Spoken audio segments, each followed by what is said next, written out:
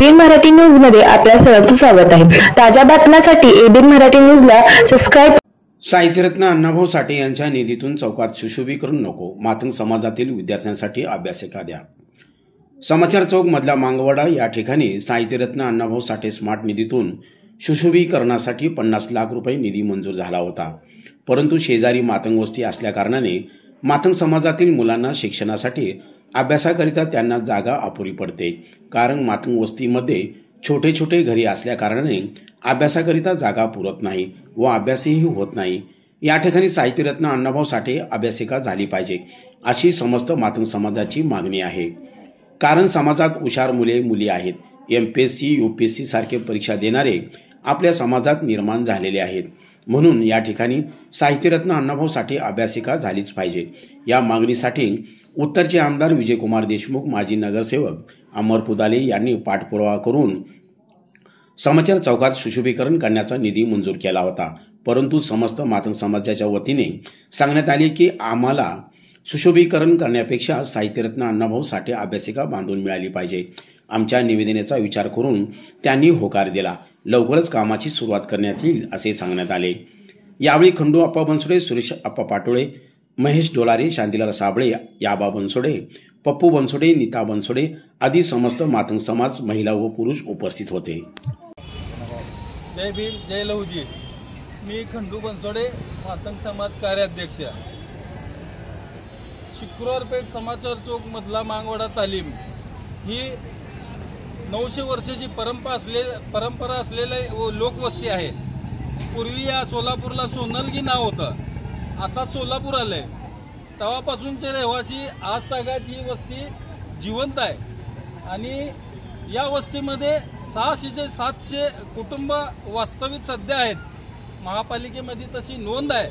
Bansode company इथं फक्त असते आणि थोडंफार पाहुण्यात साहित्यरत्न अण्णाभाऊ साठे दलित वस्ती योजनेअंतर्गत जी महापालिकेने 50 लाख रुपये निधी मंजूर केलेला आहे। या ठिकाणी महापालिकेची खुली जागा दिसते, त्या ठिकाणी बोलतो। त्या ठिकाणी 50 लाख रुपयाचा निधी मंजूर केलेला आहे। तो निधी सुशोभित करण्यासाठी निधी मंजूर केलेला असून इथं सुशोभीकरणाची गरज नसून दलित वस्तीतील मुलं आहेत, शिक्षणापासून पूर्वी वंचित होते। पण आता तसं नाही। आता आमची पण इच्छा झाली की आमचा मुलगा कलेक्टर व्हावं, डॉक्टर व्हावं, पोलीस व्हावं, वकील व्हावं। यासाठी घरं छोटे छोटे असल्यामुळं अभ्यास करायला त्या विद्यार्थ्याला त्रास होतो। त्यासाठी जो अण्णाभाऊ साठे दलित वस्ती निधी जो आलेला आहे तो इथं अण्णाभाऊ साठे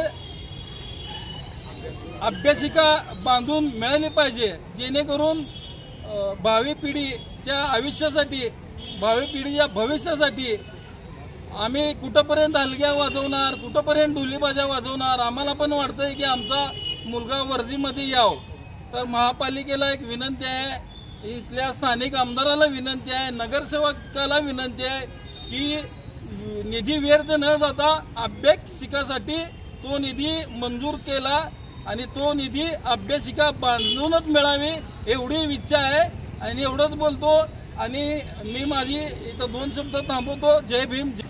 आम्ही त्याचं स्वागतच करतो, परंतु निधी हा चांगल्या कामासाठी खर्च झाला पाहिजे। या ठिकाणी अनेक आमचे समाज बांधव युवक आहेत की ते लहान घरं असल्यामुळे ते अभ्यास करू शकत नाही। या ठिकाणी मी सन्माननीय आमदार विजयकुमार देशमुख साहेब आणि महापालिका आयुक्तांना विनंती करतो आपल्या न्यूज चॅनलच्या माध्यमातून की साहेब, या ठिकाणी साहित्यरत्न अण्णाभाऊ साठेच्या नावाने जो दलित वस्तीचा 50 लाखाचा निधी आहे तो निधी असा वायपट घालू नका।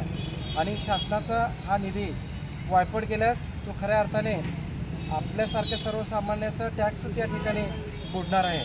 त्यासाठी मी महापालिकेचे आयुक्त आणि विजयकुमार देशमुख मालकांना विनंती करतो की आपण या ठिकाणी साहित्यरत्न अण्णाभाऊ साठे अभ्यासिका या ठिकाणी या 50 लाखाच्या निधीमधून बांधावी आणि राहिलेल्या निधीमधून थोडंसं सुशोभीकरणही करावं अशा पद्धतीची आमची विनंती आहे। आणि मला वाटतं की आमदार देशमुख साहेब हे आमची समाजाची मागणी मान्य करणारे नेते आहेत आणि आम्ही देखील त्यांना आज भेटणार आहोत। धन्यवाद। मंजूर झालं पाहिजे, कारण आमच्या मातंग समाजामध्ये अनेक टॅलेंटेड विद्यार्थी आहेत ज्यांनी UPSC MPSC परीक्षा देणारे आहेत, परंतु आमचे घरं छोटे छोटे असल्यामुळं आम्हाला त्या ठिकाणी अभ्यास करता येत नाही.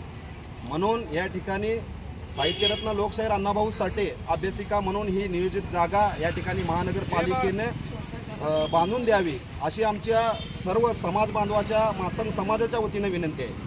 जर येणाऱ्या 15 ऑगस्टपर्यंत जर ही आमची मागणी मंजूर नाही झाली तर संपूर्ण मातंग समाज हा महानगरपालिका आयुक्ताच्या कार्यालयात ठिय्या आंदोलन केल्याशिवाय राहणार नाही. या ठिकाणी मी त्यांच्या आपल्या समाजाच्या वतीने या ठिकाणी मी असं आवाहन करतो. सुशोभीकरणाचं काम न होता इथं दलित वस्ती असल्याकारणाने तिथं मुलांसाठी शिक्षणासाठी जागा ही अपुरी पडते. इथं कुटुंब मोठे मोठे आहेत, परंतु त्यांना राहण्यासाठी जागा खूप लहान आहे.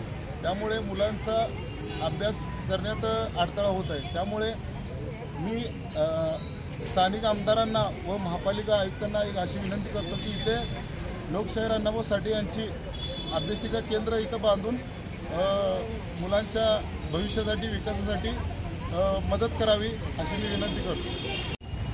हे बघा, इथं बोलण्यासारखं ठेवण्यासारखं काहीच ठेवलेलं नाही. एवढंच मी सांगेन की आमच्या मुलांना घरी जागा नाही आहे. एक तर पहिल्याची पिढी पूर्ण वायपट गेलेली आहे. आमची एकच इच्छा आहे की इथं लेकरांसाठी शाळा शिकण्यासाठी, खेळण्यासाठी, त्यांच्या बसण्यासाठी, महिलांचे काय कार्यक्रम राहिले त्यांच्या राबवण्यासाठी. आजकाल महिलांच्या तक्रारी कोण ऐकायला, कुणाच्या मोठ्यांच्या दरवाजाला जा, कुत्र्याला हाड म्हणल्यासारखं हाकलून देते ती. हे मोठे लोक झालेत आणि कुणामुळं मोठं आपल्यामुळं झालेत ना. मग सध्याला आता त्यांचं राजीव द्यायचं नाही. जी काय आहे आमचं गरीबाचं आहे, आम्हाला हक्काची एक जागा मिळवून द्या.